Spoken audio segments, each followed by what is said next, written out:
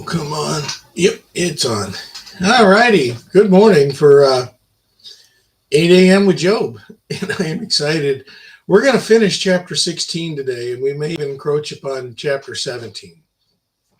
Now, one of the things I want to bring to mind here is that we are raised reading the Bible in chapters and divisions.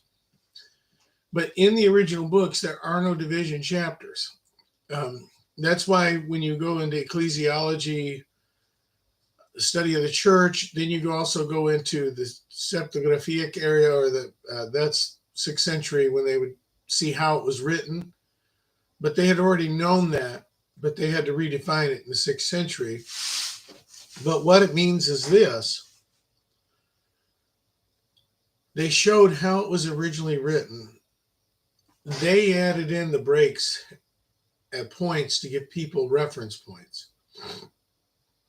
But you learn when you get when you study grammar, grammatical composition, you'll learn there's always an introduction or a salutation in the form of a letter, where they'll have the greeting, the blessing, then the intent. Then you'll have the content. So what they did is they've broken this down, and we're in the middle of Job, which is, some call it the superfluous part, because they claim that this doxatribe or diatribe, you could call it, or there's a lot of different ways people define it. Depends on how they see it. Yeah, it's working. Okay, thank you. It's how you see it. A farmer will always see it from his point of view. A teacher will see it. It's like this morning I was teaching my grandson. Man, I'll tell you what, it is great. My grandson here, they don't watch these videos either, so I can talk about them. But now he's taking care of my chickens and ducks for me. He's 9 years old. Yeah. And I'm glad he helped me carry half a ton of dirt out of the greenhouse, which would have taken me the better part of a week. What he did in a couple hours. I didn't realize how bad my heart was until I asked a 9-year-old to do my work. I'm not even embarrassed. Well, this is called the superfluous diatribe, and it means somebody that just can't. They keep talking about the same thing over and over and over, but they just show it from a different angle each time. But when we come to chapter 16, verse 17, the transition is this, and this is one of the reasons why we broke it up yesterday. Job's not angry anymore. He's not bitter or upset. Here's where we see a purging, like a dog that has vomited up its guts. It's not saying, and I'm not going to be a spoiler, that we're not going to hit upon it again. But it shows how people go through what in psychology is called the stages of grief and suffering. You see, there's a difference between grief and suffering. When you get to pain and grief and suffering, suffering is a header that has under it four main I'm sorry, I'm teaching psychology again. I apologize for that. Basically, when you add pain, suffering, and then rejection and denial, in psychology, they say that a person can't handle that much stress. They have a chart, and they'll show you after 120 to 190 points of 200, because you're allowed to function with up to 100% of the stress, and they'll list everything and you add it up. But once you get over 100, you're at a breaking point, and under that 100 point, it will then come and show a tree of various points where you can break, depending upon what your position in society, family, and personal circle is. Job's at the point where right now he knows he's dying, and they know he's dying. And this is why there's been such an intense amount of feelings. When you're looking at somebody you love in the face and they're dying, there's no way to describe that. It's a reality, and it's a stark reality.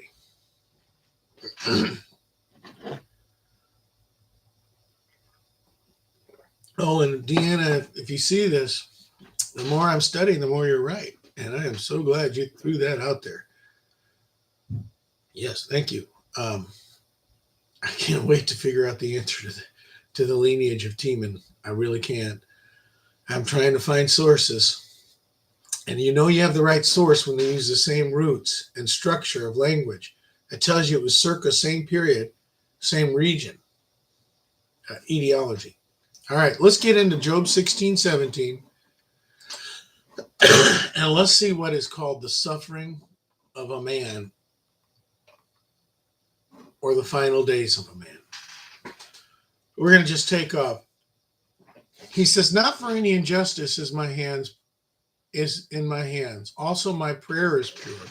So why does he say prayer? Because Eliphaz has accused him of hypocrisy in religion, and then focused upon prayer, saying you're not honest to God or to yourself. And Job is saying, no, I'm done. I know my hands are clean. Whatever you've heard, whatever you believed, my hands are clean. So my prayer is clean. But here's where he's transitioning. He's basically going to tell them, I know I'm dying. And he's going to ask them basically to watch over his wife and anybody that he has left. He's wanting them to step in for him and see to his burial. This is a heartbreaking rendition. Look at this. He says, it's not for any injustice in my hands. I don't know why this has happened, guys. But I'm telling you, I'm innocent, he's saying. He says, also my prayer is pure. So here we go. O earth, cover not thou my blood, and let my cry have no place. What's he refraining? Friends, he's talking about the blood of righteous Abel that cried out to God when he was slew by Cain, his evil, wicked brother. I mean, no offense, what kind of a brother would kill his own brother?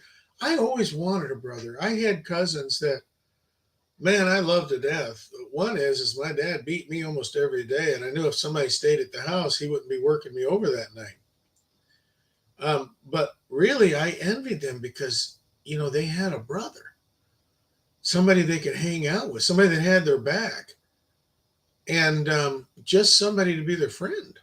Mine were coonhounds, and I had to catch wild animals to play with them, and they didn't want to play. I ran a deer down and caught it, and then I didn't want to kill it, so my dad told me to take it, turn it loose again, and I did. And so I don't know who could kill their own brother. That has to be a special kind of demonic stronghold. And you see, it didn't go unpunished. Cain thought he had hidden the blood of Abel up. What's Job saying here? Job's saying, I'm being slain unjustly, just like happened to Abel. And we know Abel was righteous, right? Job knew Abel was righteous, so did his three friends. And this is a great defense, is it not?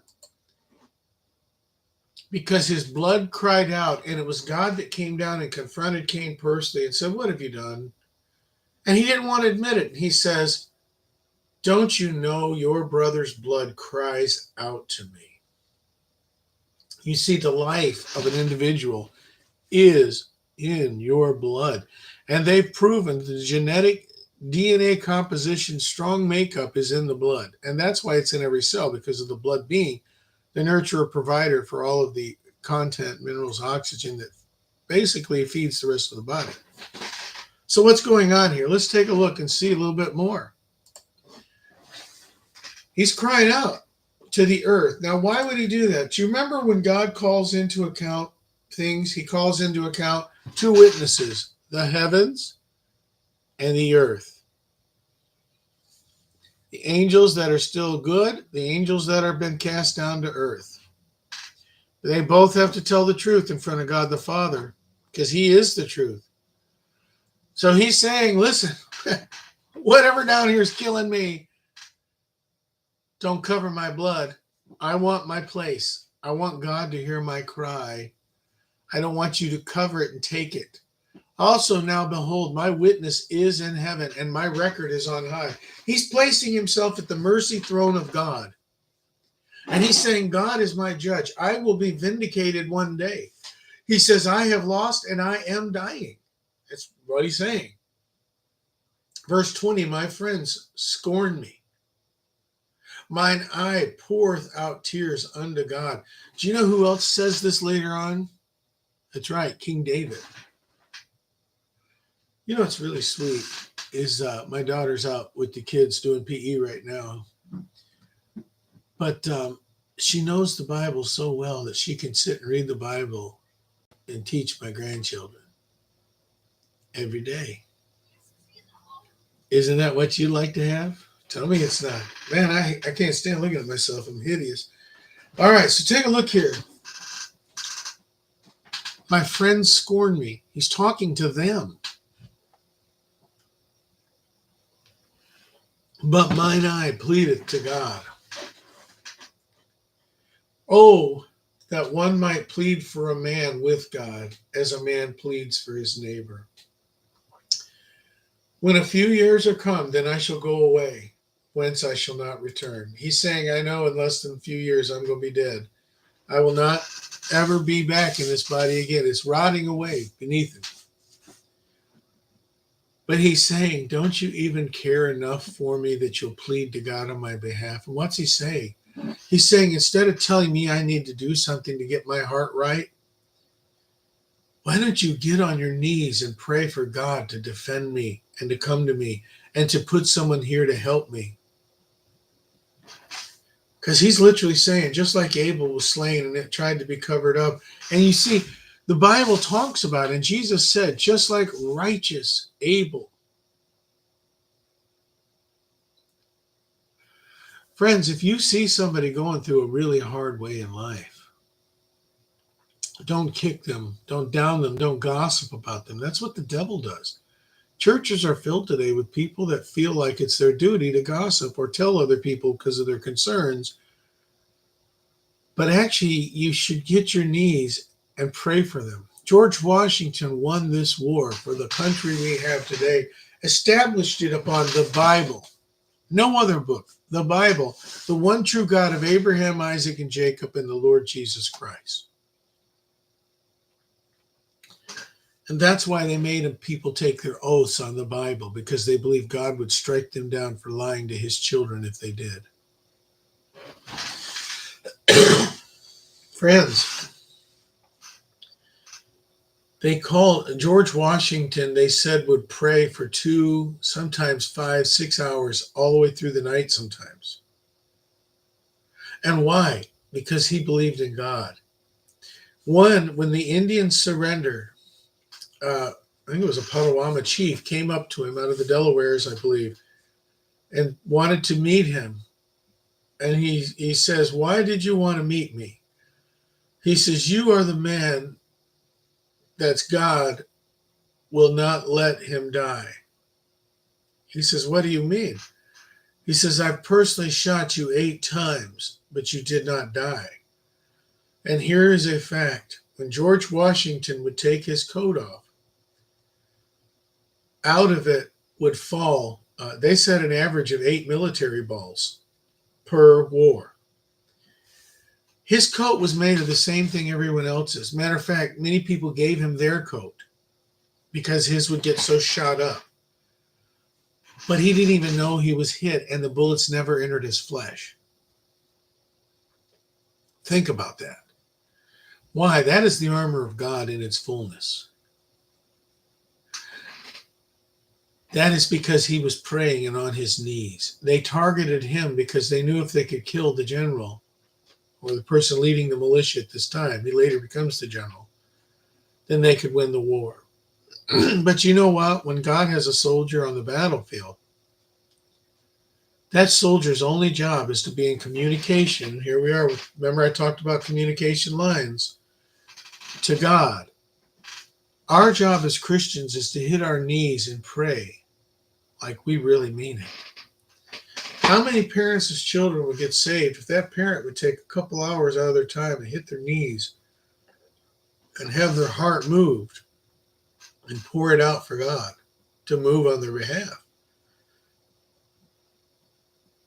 That's what Job is saying. He did this for others. Why won't my own friends do it for me? Lord, I hope none of us ever have to have that kind of a conversation. So he's saying, listen, I'm going to die in a few years. I'm not going to come back. My breath is corrupt. My days are extinct. The graves are ready for me. Are not there mockers for me? Doth not my eye continue in their provocation? Lay down now. Put me in a surety with thee. Who is he that will strike hands with me? You know what he's asking? For a prayer partner.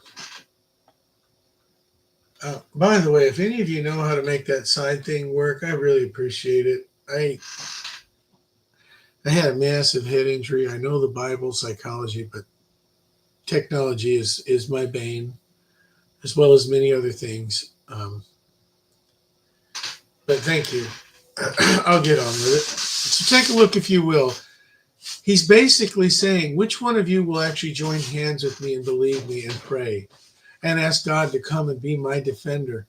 He says, I'm dying. When he says my breath is corrupt, what would happen, and it still happens today, by the way, is if you get a severe abdominal injury,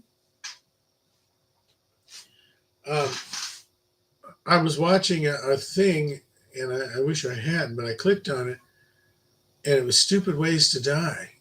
And I thought it was Stupid Ways to Fail because I sit over there in my chair with the remote, and I can't see the words on the screen. So I look for pictures that look cool and click on them.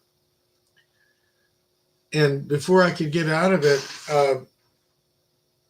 I guess this guy thought he was a sit-up king.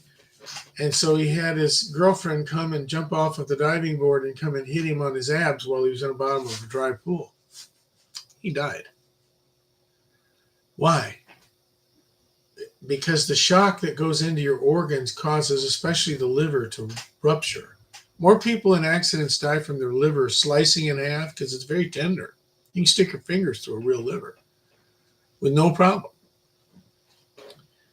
One of the evidences of organs that are damaged really bad is it comes out of the breath. Since getting bit by that diamondback, it's embarrassing.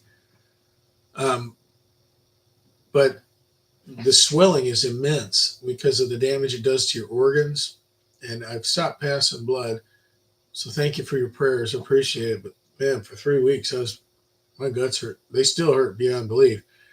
But what happens is massive amounts of nasty gas come out because the organs are trying to live, but all that much dead, because it damages it, has to be carried away. And if the toxicity builds up because there's more to carry away, you die. And that's why damaging internal organs is very serious. I clicked off of that, but before I did, the next one was a guy like this, letting 3 guys punch him in the stomach. Who teaches these martial arts to people? Those are wrong. Those are wrong. My stomach, it doesn't move, but I do 700 partial sit-ups every day. Some days I miss, so quite a few days. But I'm telling you, you don't just do that to somebody. Job's saying, my organs, I'm dying. And I'm dying a slow, painful death. Who will stand in the gap for me? Which one of you is really my friend? For thou hast hid their heart from understanding, therefore thou shalt not exalt them. He that speaketh flattery to their friends, even the eyes of his children shall fail. He's speaking a curse now. He's saying, you said you were my friends? Are you telling the truth? Because liars, their children will reap what happens. Why? Because they're going to be the same way. And that means when it comes time for you to have somebody pray for you, your children's eyes will fail. Doesn't mean they go blind, but it means they're not going to see your need and care enough to get on their knees and pray for you. How many children are on their knees pouring out their heart for their father? Back when I died in 2014, my daughter and grandkids just moved here from Virginia. and I was hardly able to talk or walk. And I got so excited when I saw him that I literally dropped dead. My body, it was that quick. I was outside of my body and I watched it go boom and hit the table and then bounce and hit the chair and then hit the ground. I didn't have a problem with it. I had the clearest mind I've ever had in my life. The room was the most beautiful blue I've ever seen in my life. My intelligence was off the scale. Everything moved in super slow, perfect motion. And I seen people cry and scream out and say, "Oh my God, he's dead." And it was my grandson that grabbed my leg and said, "No, Grandpa, I need you." And I'm telling you, I seen a hole open with a huge light, and I heard a beautiful voice saying, "You can stay, Tom, or you can come home."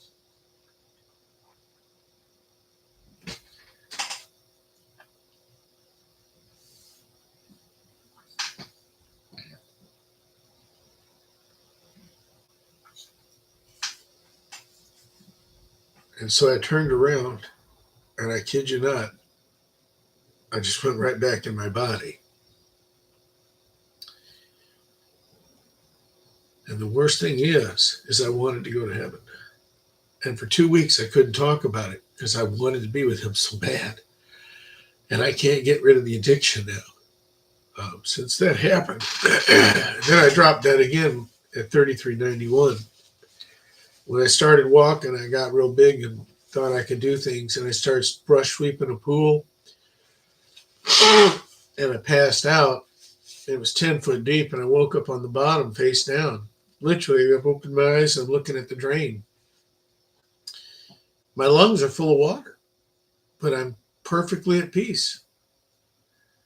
And I said, "Okay, Lord, this is how it ends." And this is the honest truth. I felt like a giant, gentle hand put it around me and went like this and pushed me in 40 feet and stood me up on the shallow end, put my hands on the side. I kid you not. And the water shot out of my nose like a high pressure hose and out of my mouth. And my lungs were instantly filled with air. But there was no fear, no panic. It was peace. And I never lost a bit of oxygen. I don't know how long I was under the water.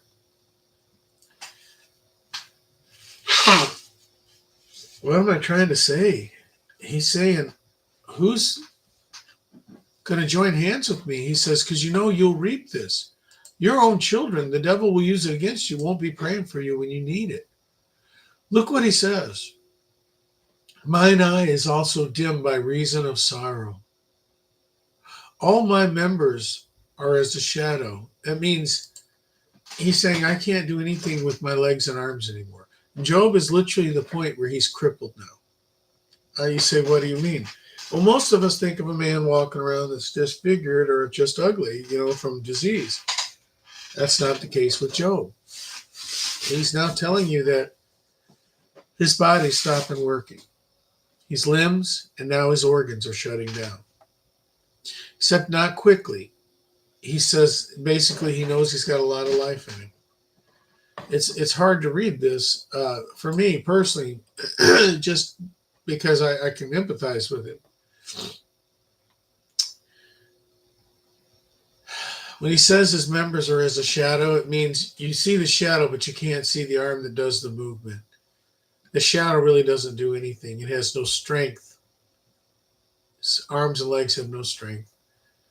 He says, "The righteous also shall hold on his way, and he that hath clean hands shall be stronger and stronger." Verse 10, "But as for you all, do you return and come now? For I cannot find one wise man among you." So what that is they didn't stay with Job.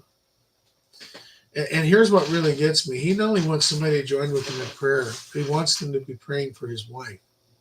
She's suffering through this, and the town is still making fun of him and using him as an example. And what they will do is they would pick on lepers or diseased people. They made them stay out of the town.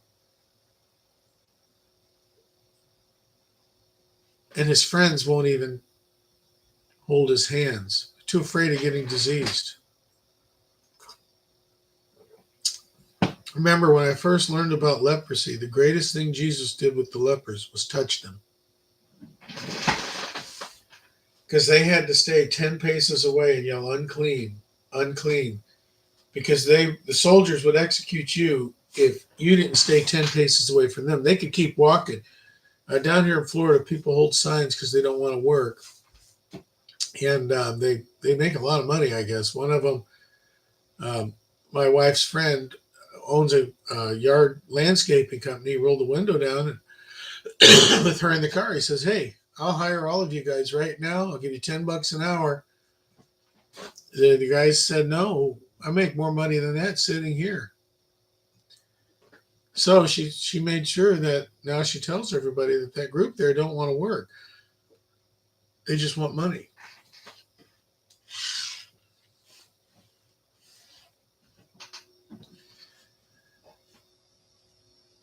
Jesus touched the lepers. He shared in their pain. And he healed every one of them.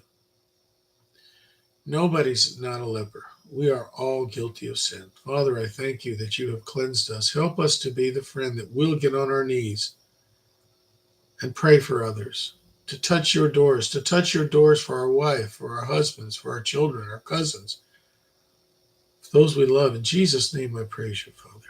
Amen. All right. Lord bless you all. And we'll get into Job chapter 17. We're going to take off at verse 10